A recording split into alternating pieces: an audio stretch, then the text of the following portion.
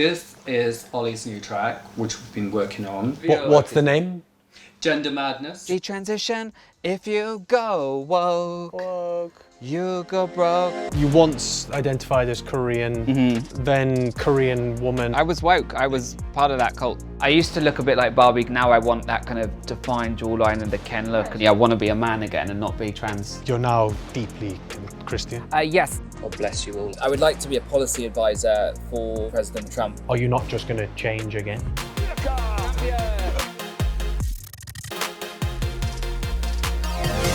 I'm Ben Zand, and in this series, I'm spending time with people who live their lives a bit differently, on the fringes of society. And in this episode of Life Uncovered, I'm meeting detransitioner Ollie London. To detransition is the process of discontinuing or reversing a gender transition. Ollie once identified as a Korean woman and had an extreme amount of plastic surgery to achieve his dream identity. But over a year ago, he converted to Christianity.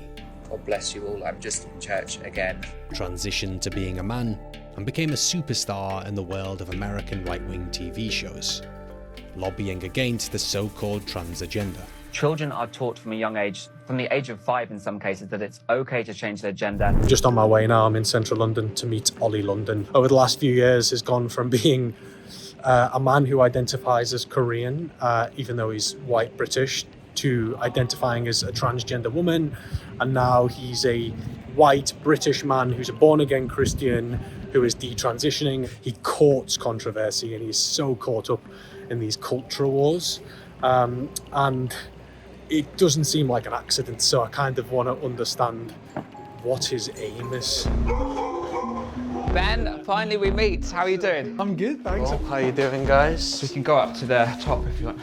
Look at these bed sheets. I know, they're cool, right? It's like an Egyptian pharaoh, yeah. So this is your room? Yes, yeah. Is that Donald Trump? I'm just a fan of him.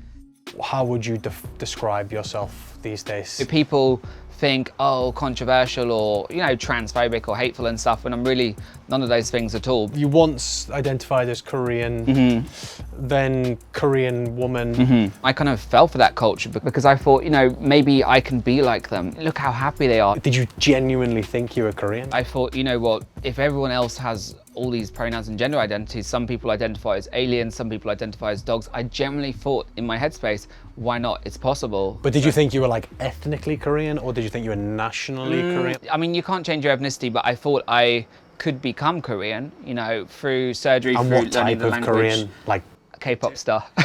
yeah. How many surgeries did you have in the end? 32 things. I had a neck lift. You can actually see, you see the scars? There's one here, one here. Oh yeah. You see this white line? Yeah.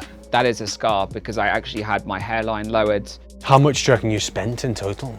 About a few $100,000. So now would you say you're detransitioned? Is that the correct? Yeah, so now I'm just me. I'm just Ollie, just British man. I'm trying to find myself, rediscover myself, and just me. So I'm back to being normal. I read an article a few days ago that your look is a Ken doll. Look, I've got the blonde hair, why not? Because Ken is the epitome of masculinity. I'm gonna try to get those abs and try to get Ken's body, but I don't know if it's achievable, A lot of Ollie's time is committed to rallying against what he calls gender madness and expressing his anti-woke views.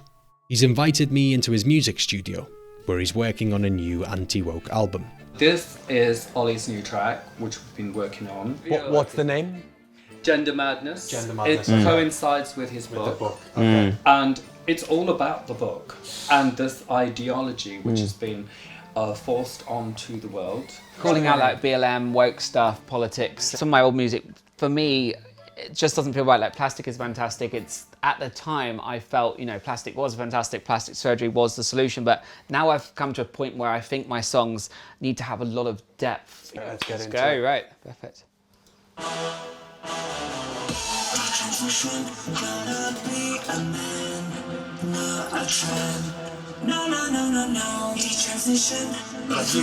Yeah.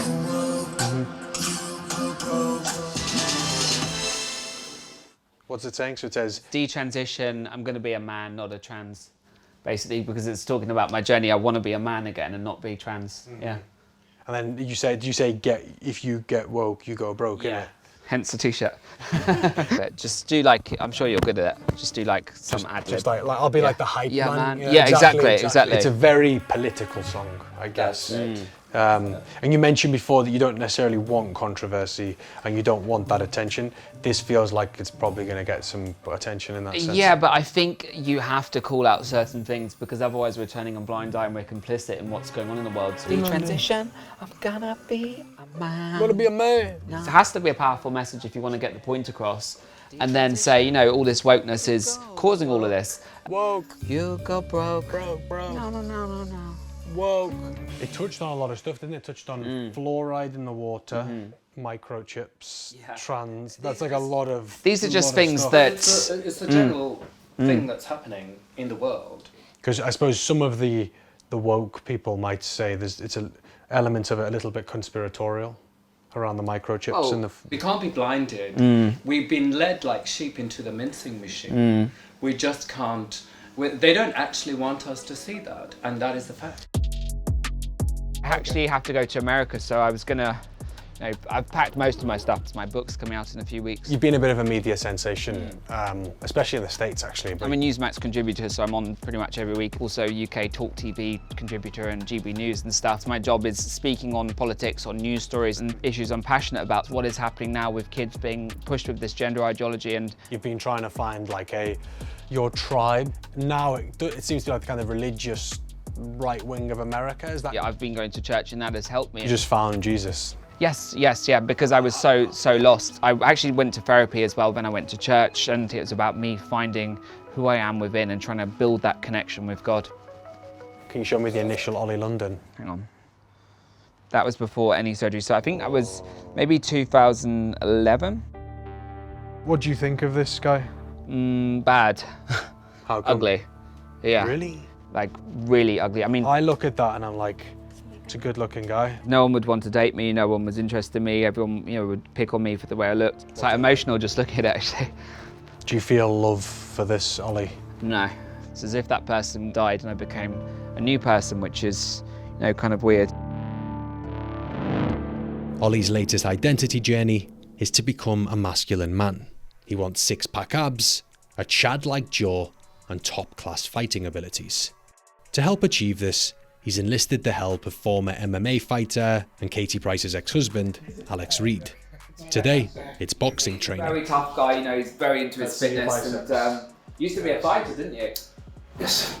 So your kind of, what your aspiration is now is to be more masculine. Is that why you've enlisted the help of? Yeah, because I'm missing that, because basically I had facial feminization surgery. It really made me feminine. And you know, every time I'm online on TV and stuff, people don't know if I'm a man or a woman, and I want to have the body of a man. So what's the session today? It's about generating some testosterone.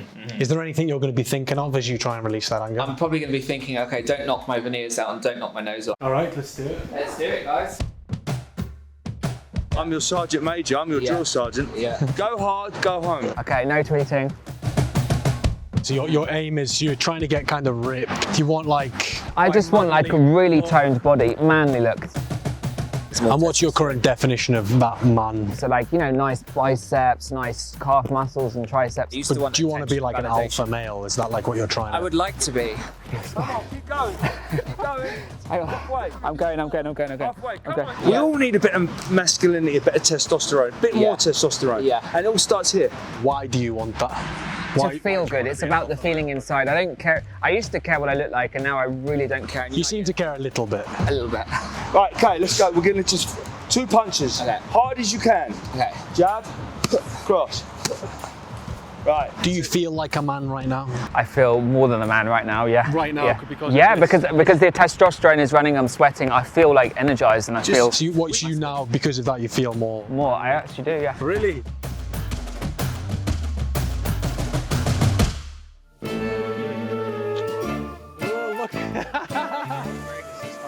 Look at this.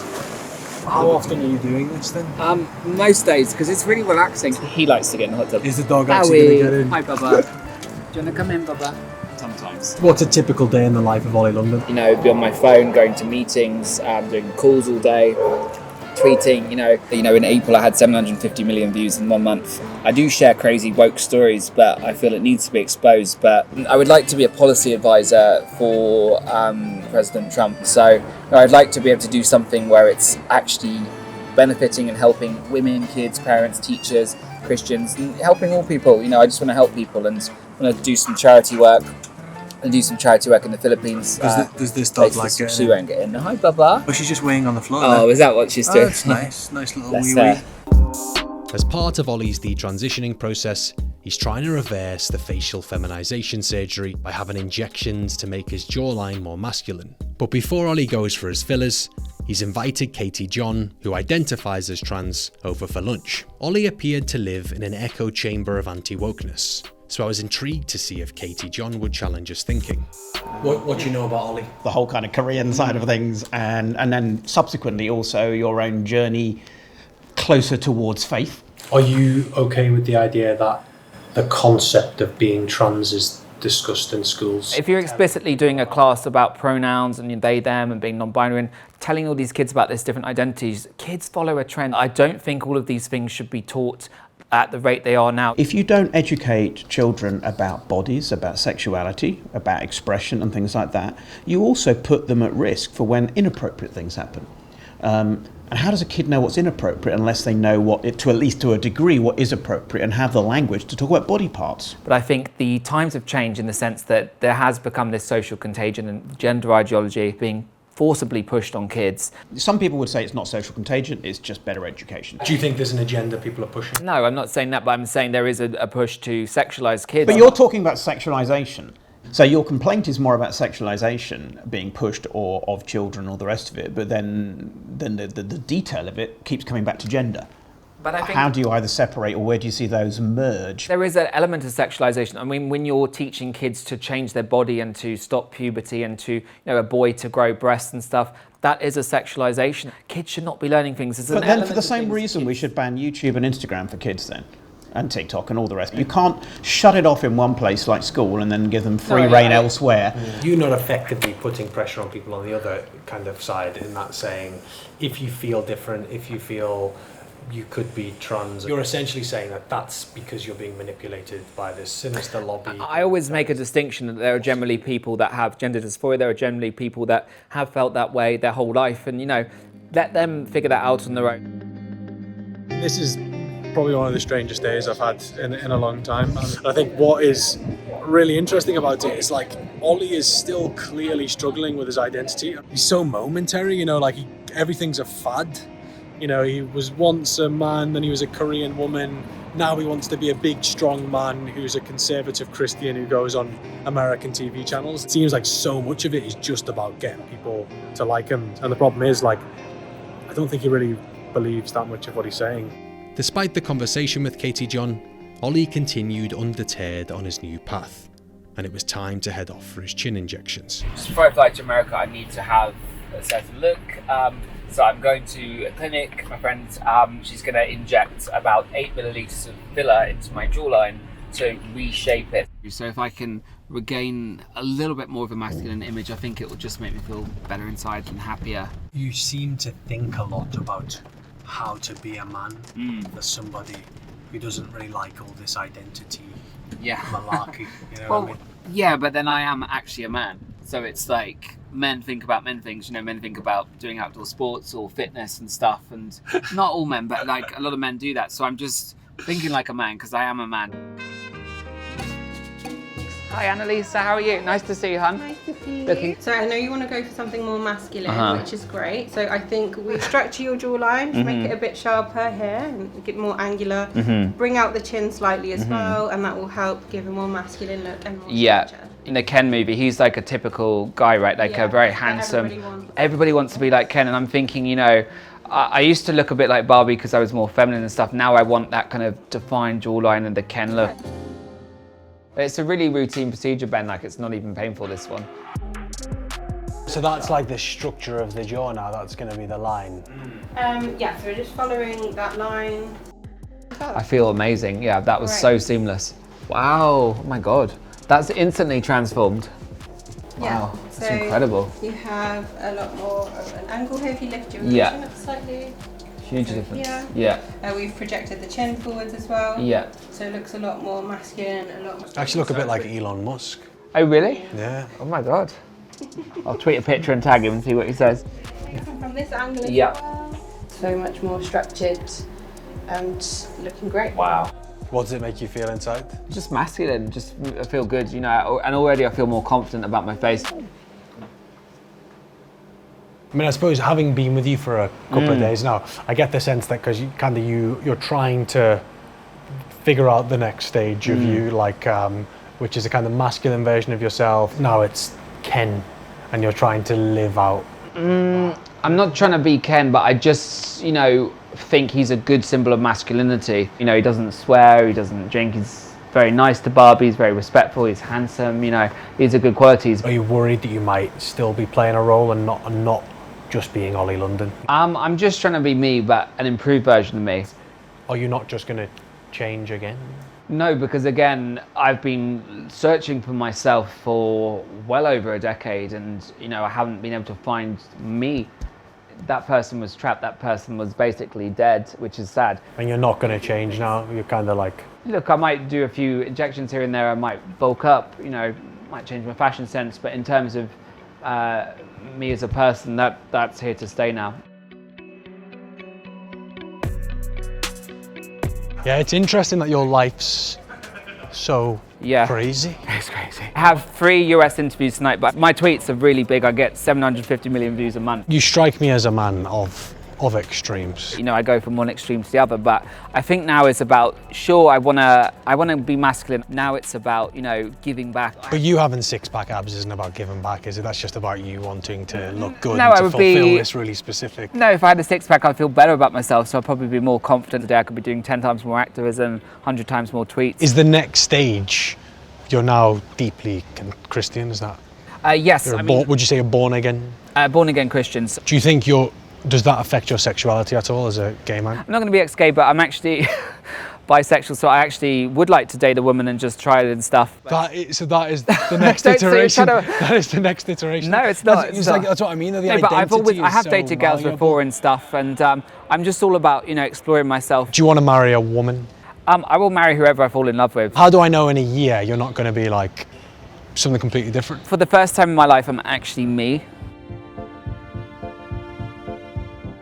All right, so I've just finished filming with Ollie, and that was just a glimpse into his world and seeing what he does to kind of be the person that he wants to be now. And I'm not really here to judge, you know, or judge people's identities, but given that he spends so much of his life arguing against transitioning, these kind of big radical transformations he's still going through can feel a bit hypocritical, because if he's allowed to do it, why has he got such an issue with everyone else doing it?